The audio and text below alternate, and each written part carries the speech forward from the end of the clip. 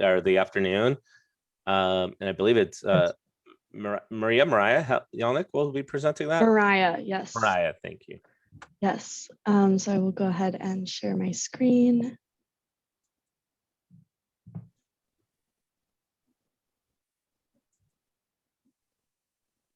And if someone could just let me know that you see it.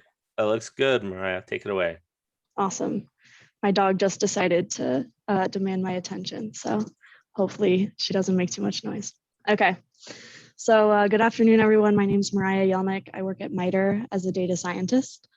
And this presentation is called Adapting an Existing NetLogo Radar Model for Evolutionary Model Discovery Compatibility. There are a bunch of us at MITRE that have worked on this, and all of our names and emails are at the end if you want to reach out. So my background, I was trained as a computer scientist and quickly discovered with conversations with Matt Kohler and David Slater that there are some coding principles that are useful to the agent-based modeling crowd that they might not have encountered or fully grasped before. So that sort of inspired this concept of this talk. So Chadaka just spoke, of course. He got us excited about EMD last year at this conference. So I'm gonna just do a quick, brief summary of how EMD or IGSS is different than normal modeling. So ABMs, they're generating this macro level, large scale behavior based on known micro level motives, whereas EMD is going the opposite direction. So generating possible micro level motives given some known macro level behaviors. And in other words, the ABMs are going from one hypothesized motive into one simulated behavior, and EMD is going from one observed behavior to multiple possible motives. And just to illustrate this with an example that Chadaka has gone deeper into in his thesis, Schelling segregation model in the traditional sense says if everyone has a slight preference for neighbors who look like them, then the neighborhood will completely segregate. So starting with this hypothesized belief system, generating data. And the other direction would be if we're given the segregated neighborhood data, what are the possible explanations? What factors are affecting families' decisions to move, and so on. So here's our approach so far. So we started last year at this conference with Chadaka talking about EMD. So that writing the factors, running the NetLogo experiment, doing the factor importance. And so far at MITRE, we have written a Java toolkit that incorporates Chadaka's work and also allows for Mason compatibility. So NetLogo and Mason both work with our toolkit. And then current/future is applying this idea and this toolkit to policy changes. So I'm going to talk about that in 1 second. So this policy idea starts with EMD output. So we have some observed phenomena, and EMD is going to generate a big pile of good behavior rules that explain this. So good meaning the rule does a good job of matching the observed data. And then we're going to take a list of potential policy or environment changes. It doesn't have to be policies. It could just be tweaks to the entire world that the agents live in. And we apply those changes to all of the good rules from the EMD output. And then we see of those policy changes, how many good rules from the left side perform well in this new changed environment. And this could be a different definition of good. Performing well here could be defined by a policymaker's objective. And then the best policies would be those that perform well on the largest number of good EMD rules. It's probably more complicated than that, probably more complicated than just the largest number that work. But you might think like of these EMD output good rules, some of them, like if we're taking these bubbles literally, maybe this one is more likely to be true, to be the explanatory motives, in which case we need to make sure that the policies that we define as best fit for that one more than for the little ones that are less likely. So you can imagine we want to try to find a policy change that will work to meet our objective when we don't know what motives or behaviors people have, but we have a list of behaviors they might be using. So that's the idea there. And then if we switch gears a little bit, so Chadika talked about the factor structure in EMD. So you have to have these comments in your NetLogo model for each factor that specifies the return type and any parameter types. And similarly in the main model, the EMD evolve line, which says where the files or the factors are located and what the top level return type needs to be. So this structure, this strongly typed structure allows us to force trees into a specific shape. So I've got a fun little example over here on the right. So imagine a kid deciding who their best friend should be. So what they're going to do is they're going to figure out what they care about, which is their metric. So their metric might be whoever's tallest or has the curliest hair or the yummiest birthday party cake. And then they're going to take a set of options. Who would they consider being best friends with? So maybe their neighbors or their classmates or children of their parents' friends. And then the top level function will take the option set, evaluate all the options under this metric, and find the best one. So we also have some combination functions here. So we can add two metrics together. We can union or intersect two option sets. And then of course the top level function. So the tree here that's shown has a metric of height plus 2 times cake, because cake is obviously very important. And then the option set we're considering is if someone is a neighbor or if they're both a classmate and a kid of one of my parents' friends. So this strongly typed structure can help us in more complicated examples than this one. There are many, many types that require interchangeable factors. Which leads to the next part, which is the modular factor component of EMD. So these factors have to be independent, combinable, and interchangeable. And that's what these types are used for. So anything that has the same type should be interchangeable. So this definition here, modular code is divided into the smallest functional parts necessary to build large-scale functionality. And as an example of this, I've got some contrasting non-modular functions and modular functions. So these are also pretty fun examples. So imagine we've got some pseudocode here to buy the cheapest grapes. So first we're going to look at all the ads to see what store has the cheapest grapes. If Walmart's the cheapest, we'll drive to Walmart and buy grapes. If Safeway is the cheapest, drive to Safeway and buy grapes. Or if Target is the cheapest, we'll drive to Target and buy grapes. Hopefully this makes you cringe a little bit because this is not great code, but that's sort of the point. And similarly, we could have another function for buying the cheapest socks. So again, see which stores have the cheapest socks and do the same, but you'll note that the store options have changed. We've added Old Navy instead of Safeway. And the modular version is much better. It's just a function called buy the cheapest, and it has 2 required parameters. One is the item we're trying to buy, and the second is the list of stores to consider. So the steps here, again, these functions are not fleshed out, but we find the best store by the function find cheapest, which would look through the ads, find which of these stores have the cheapest price for this item. Then we're going to drive to the best store, and then we're going to buy the item. And these are also reusable. So driving to a parameter, a place, could be used to drive to McDonald's or something like that. Buying an item could potentially be used for online shopping, depending on how well it's written. And then just to really drive this home, these 2 original functions can now be rewritten with the one modular function and different parameters. So it's a lot cleaner. in terms of the structure of the code, and these functions are now reusable and flexible. Okay, so here's where we get into the radar experiment that we did. So Matt Kohler wrote this NetLogo model sometime probably before I was born. And essentially it's a spinning radar here in the middle. It starts here and it just spins in a circle. Then there's these little UAVs, unmanned aerial vehicles, that fly around. And the goal of the UAVs is to get close to the location of the radar, which is, this origin point, without being detected by the radar.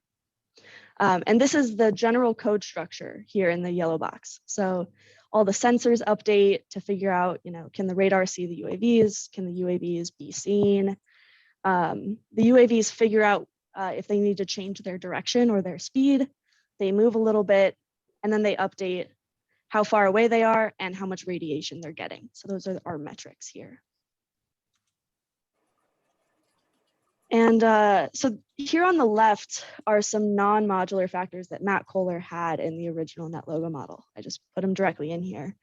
And Matt and I worked through this process for a few hours one day, trying to rewrite the original code into modular factors that would work with EMD to run this experiment. So I'm going to try to give some best practices, if you will, of how this process can work if you have existing models that you want to work with EMD.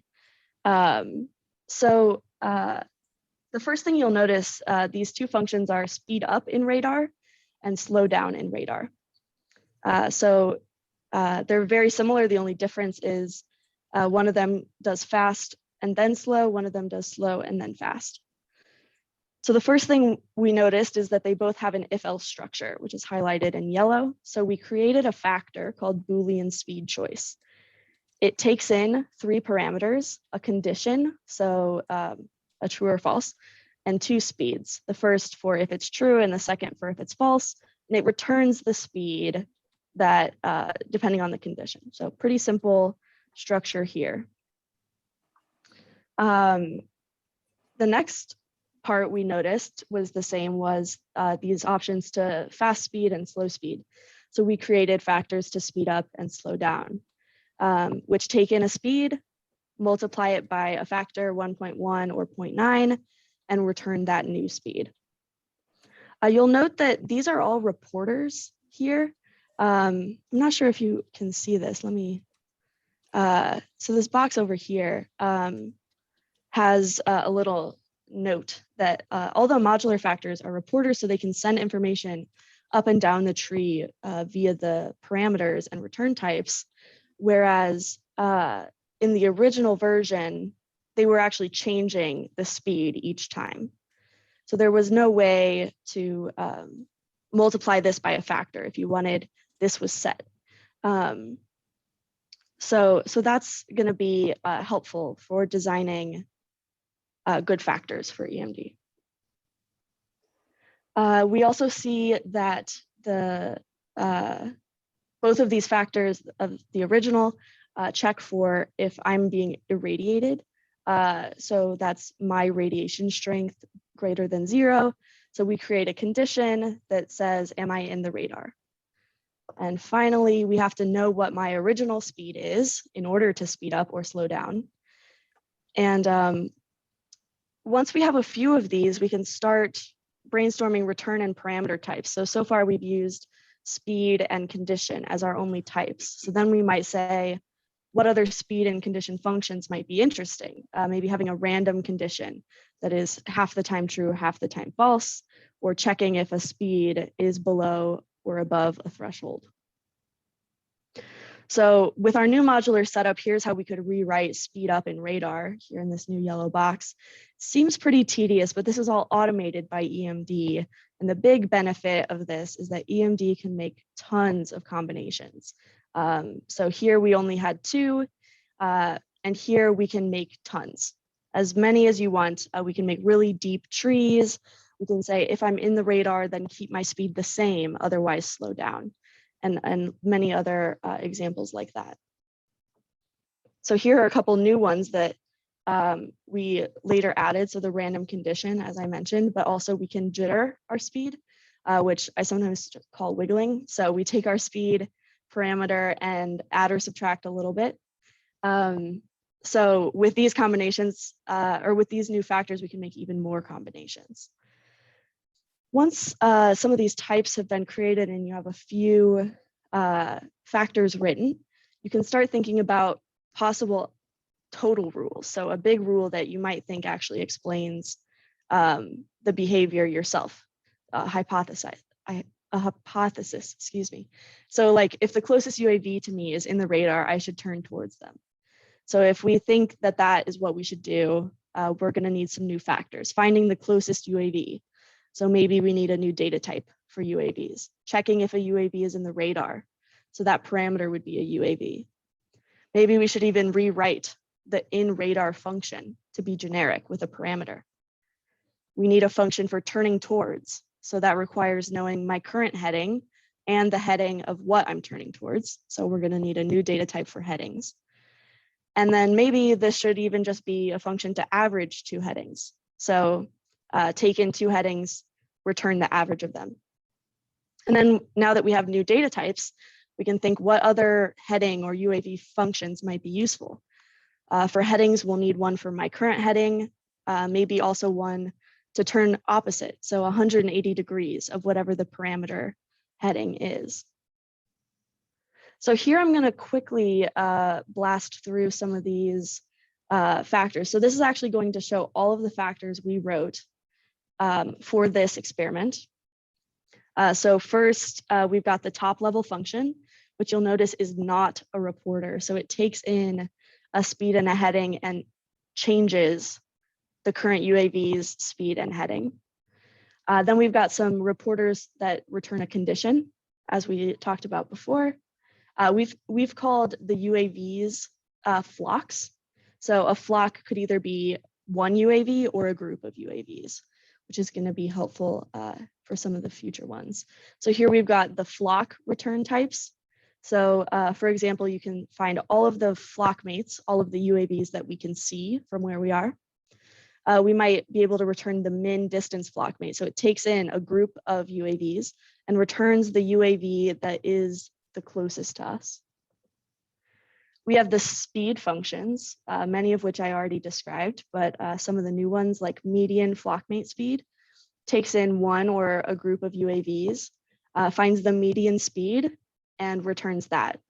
So we've got some really cool mathematical things we can do with this. So like random spread seed says find the range of speeds in this flock parameter and pick a random speed between the slowest and the fastest. And then finally, the heading factors. So we can average the headings as I described, we can turn away, we can jitter a little bit. We also have a new Boolean heading choice, similar to the speed one, except these are just for headings. And here we've got the best and worst UAV rule tree. So we ran this huge experiment. And these were the ones with the best fitness and the worst fitness. So just real quickly, the best fitness, the speed update was to slow down my speed each time step. So we can probably gather that we set the initial speed too fast. And then the heading update is to find everyone I can see, point in the mean direction of them, and then turn 180 degrees and then wiggle my heading a little bit. So you can see these trees can get pretty complicated pretty quickly. And similarly, the worst one, find the radar flock mates. So any UAVs in the radar, find their minimum speed, and that'll be my new speed. And then the new heading is anyone I can see, the mean heading, and then the opposite heading. And as Chadaka talked about, we have this factor importance code that he wrote, which tells us of those factors, which ones were most influential. So average headings is at the top of our list. So that implies that rules with more calls to average headings tend to perform better than those with fewer calls. And here we've got some overview of the experiments we've done so far and where we're going. So the first thing we did was an engineering experiment. we created 75 ground truths of an ape fight code, NetLogo model, and we generated data for each of the 75 as if that was the true rule. And then we tried to get EMD to find the original 75 rules by fitting to the data that was generated. So within this experiment, we were able to test stability and robustness. So which of the 75 rules did EMD find quickly or consistently? And we did many replications of these experiments to see, was it a fluke? There's so much randomness in these experiments that we want to make sure that we're being robust. The one I just mentioned, the UAV radar experiment, to test converting an existing model into EMD. And in this one, we used a true fitness function instead of matching data. So again, getting close to the radar without being detected by the radar. And then the third or current experiment we're working on is this policy idea. So we're using the rebellion model for that as a simple existing NetLogo model, finding behaviors that explain existing data well, trying to throw some potential policy changes at those rules. So if you're familiar with the rebellion model, we might add billboards to try to convince citizens that the government is legitimate and helpful, and see, does that work? Would that work on the explanations that have been generated by EMD, and seeing which of those policy changes are most effective. And if you're interested in this, talk to us, or maybe just talk to David Slater, because he seems to like to talk about this more than the rest of us do. And then finally, I think, yeah, I'll take any questions. Once again, our names, emails, and our GitHub link to our Java tool are all on this slide.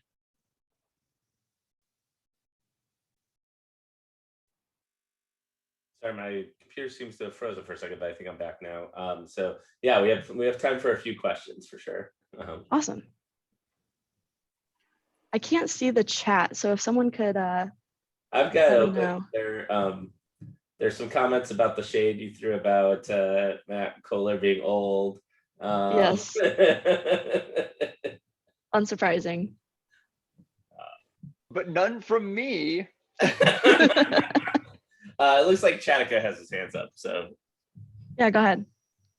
Or at least one hand. Really great work. I really appreciate all the validation and the robustness checks that you've done.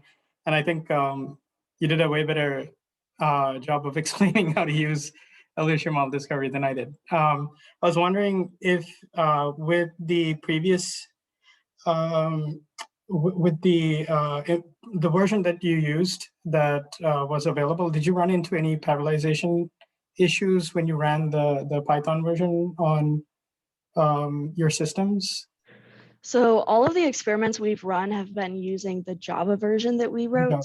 Okay. We wrote it in Java mostly because since Mason is already written in Java, instead of having Java and NetLogo and Python all talking, we just have Java and NetLogo. And we actually had great parallelization outcomes with the Java toolkit, because obviously, as you can imagine, evaluating each model in a generation is completely parallelizable.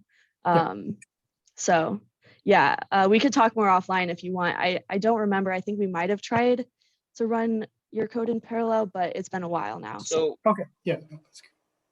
We had so our cluster uses Slurm, and we had it ran, but we had some problems. And what's nice for us is it removes one of the languages you need to be using, because then it's just Java and NetLogo, not Python running Java running NetLogo.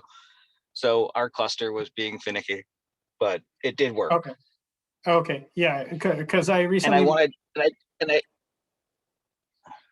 sorry, go ahead. Oh, you go ahead. No, go ahead. I just wanted to add that the Java version uses the exact same hooks in the NetLogo. So and it will work exactly the same. And the Java version, if your NetLogo model can spit out a positive number that you're trying to minimize, requires absolutely no Java programming.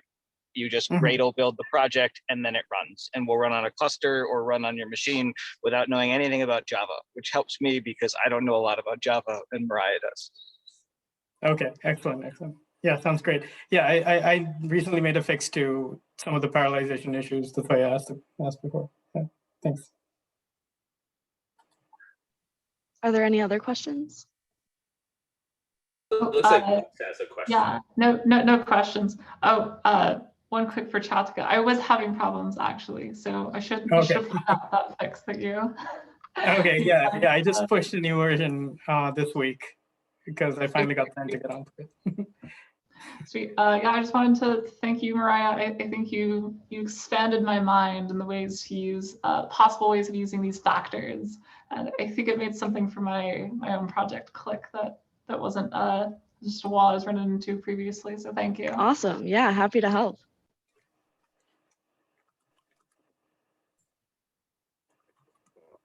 Yeah, I had a question. Sorry. Very good talk. Very interesting work. Thanks. You're welcome. It's very good. I was wondering if you wanted to say any more, or David wanted to say a little more about the rebellion exercise. I have some interest in that topic, so I'd love to know. Yes, I figured you would. Yeah, let me see if I can get to one of the places I talked a little bit about it. We're really just starting on that, so it's pretty new. We're developing our ideas, and I'm sort of distant from that. I think Alex on our team is developing a lot of the factors for that experiment, but essentially this was David's idea, his brainchild, to find a existing simple model, something already written, and see if we can find policy implications for how we can pitch the EMD process, the IGSS process, to mostly folks at MITRE, and also just the general government or policy community.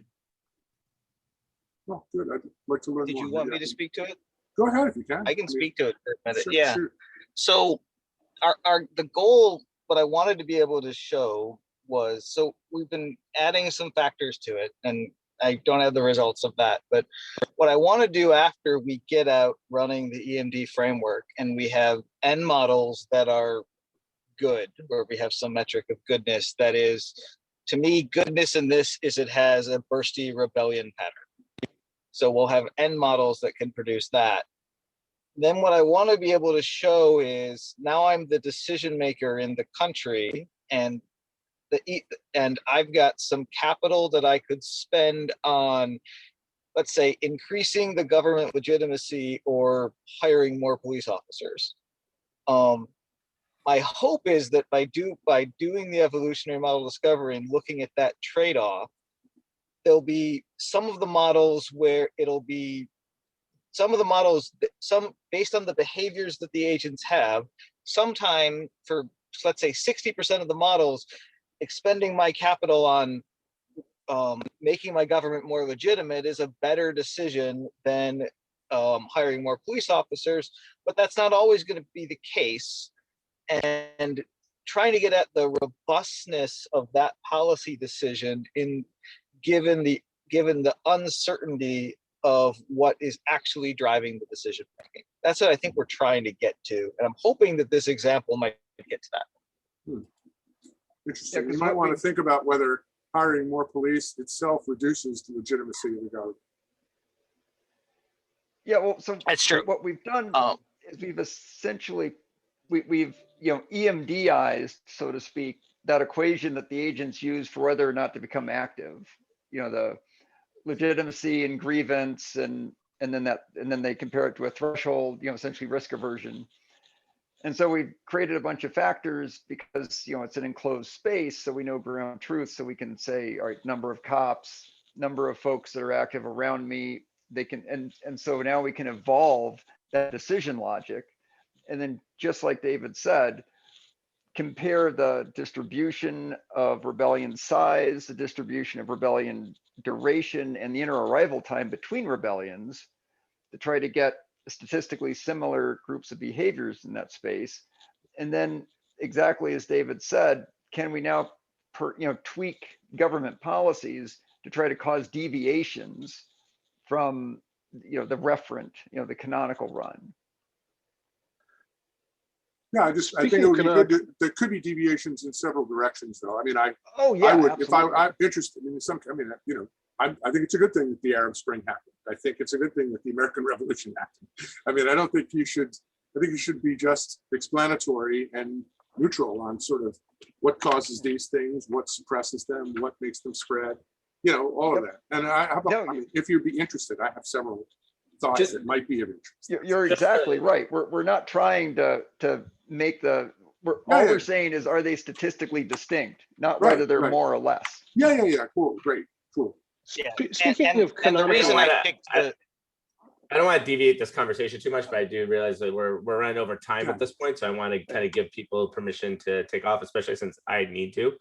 So I want to thank everyone for a great second day of discussions. We have one more half day tomorrow, starting at 9:30, where Matt Kohler will actually be providing the introduction, so he can kind of pick up exactly where we're leaving off, right? And kind of take it from there. We'll be ending the day again with a discussion at noon that I'll be leading, kind of to talk about next steps for IGSS, right? Kind of continuation of the framing thoughts that we had today. But thank you all for your participation. Yeah, thank you. I'm not saying we need to shut the Zoom down, but I need to go. So, it's one of those kind of things. Thank you, Bill. Anyways, thank you, everyone.